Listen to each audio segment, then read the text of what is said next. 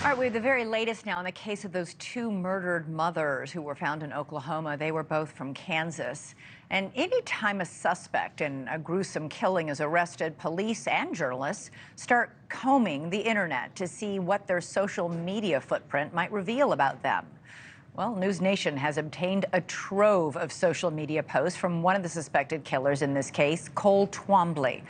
He's one of 5 suspects in that anti-government group called God's Misfits, and now he's being charged with the murder of Veronica Butler and Jillian Kelly, along with several others. Joining us now is NewsNation correspondent Brian Enton. Brian, you've been going through his social media posts. What have you found?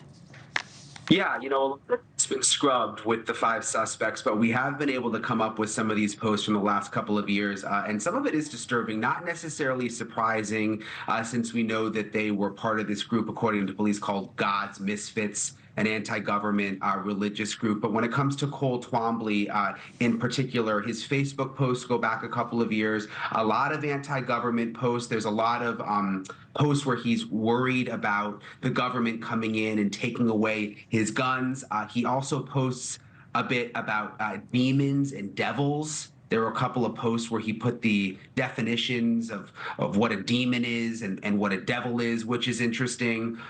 He talked in some posts about the God's Misfits meetings, saying that they were meeting in town and encouraging other people to come, which is interesting considering when we were out there, so many people said they hadn't heard of the group, but apparently they did have these public meetings where people were welcome to attend. He also talked about again, anti-government rhetoric, talking about what he called controlled opposition and becoming ungovernable. He said that he was becoming more and more ungovernable, which is interesting. The 5th suspect who was arrested just last week, his name is Paul Grice. Also, some interesting things we dug up on him, Elizabeth. There was this land use agreement that was filed with the court. And I want to read you part of this because this also goes into the whole anti-government God Misfits rhetoric. It said, he wrote, "I repudiate and revoke my citizenship, if any ever existed, with the legal fiction known as the United States government. I claim my children as my God-given property and subject to none other. Government did not create my children and therefore does not control my children. God created my children in their mother's womb and my sperm and are my creation, my property, and I waive none of my God-given rights or duties in the upbringing of my offspring," which is interesting that he wrote that in one of these land documents. Just kind of shows you what was going through these folks' heads, Elizabeth. Do we know what this group's aim was?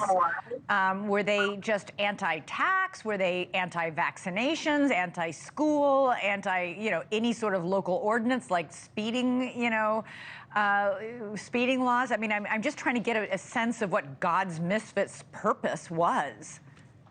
Good question. I mean, we've talked to people in God's Misfits groups in other parts of the country who say they're not even really fully anti-government. It's more of kind of like just a more fun, semi-religious group to be in. But it seems like in this part of the country with this group, they were just extremely, extremely anti-government. I heard over and over again that they followed what they called God's laws. So they didn't necessarily believe they had to abide by the government's laws, just that they had to follow, again, what they called God's laws. All right, you've also gotten some new information this week on how these 2 mothers may have been murdered. What have you learned?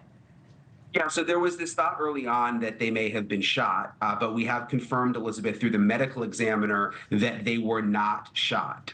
The medical examiner won't give us more details on a specific cause of death, but is saying they were not shot, which, sort of leads you to believe that this was really a barbaric murder based on what we've learned from other sources, right, that there was a lot of blood. Yeah, there was blood all over the car, in the car, and all over the ground near the car. So if they weren't shot, it must have been some other grievous sort of wound to their bodies that would cause that much bleeding.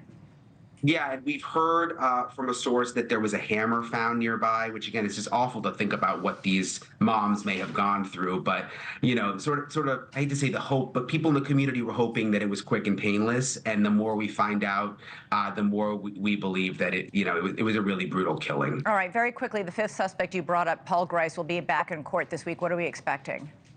Yeah, I'll be back in Oklahoma this week, Elizabeth. He's going to be arraigned on Wednesday, which, if you remember, when the other four were arraigned, it was quite a spectacle. The families of the victims came, had to be restrained. It was very, very emotional in court. So we'll be back there this week, Wednesday morning, for the arraignment. Thanks so much for watching. Go to joinnn.com to find NewsNation on your television provider. And don't forget to click the red subscribe button below to get more of NewsNation's fact-driven, unbiased coverage.